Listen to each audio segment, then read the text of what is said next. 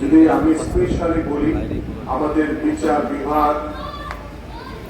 আমাদের সিভিল প্রশাসন, আমাদের শিক্ষা, স্বাস্থ্য,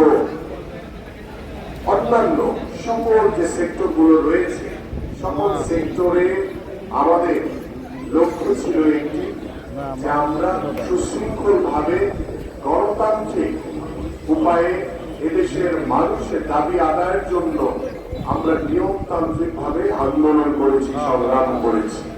কিন্তু গত 17 বছর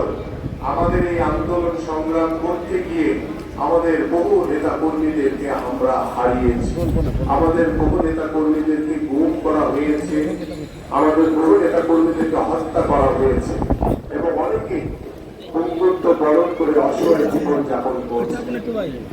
আমি কথাগুলো বলার উদ্দেশ্য হচ্ছে যে গত 17 বছর আমরা কিন্তু নিয়মতান্ত্রিক গণতান্ত্রিক উপায়ে আমরা কিন্তু স্বৈরাচার শেখ হাসিনার বিরুদ্ধে আন্দোলন করেছি, সংগ্রাম করেছি। কিন্তু স্বৈরাচার শেখ হাসিনা এবং তার আজ্ঞাবহ পুলিশ প্রশাসন, সিভিল প্রশাসন, তারা সব সময়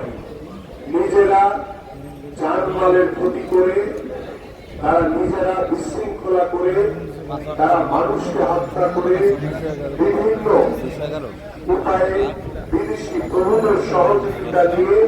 তারা বাংলাদেশের মানুষের উপরে একটি বিশৃঙ্খলা এবং প্রভাব বিস্তার করার মাধ্যমে তারা অস্থিরতা তৈরি করেছিল। কিন্তু তারা এই অস্থিরতা তৈরি করার পরে তারা দোষ চাপিয়ে দিত বিএনপির উপরে, চাপিয়ে দিয়েছিল না ভাই? এবং দেখেন, আমরা আমাদের এই বাংলাদেশকে আমরা একটি অসাম্প্রদায়িক বাংলাদেশ হিসেবে গড়ে তুলতে চাই এবং আমরা বিশ্বাস করি আমাদের আজকে এই বাংলাদেশে হিন্দু, মুসলিম,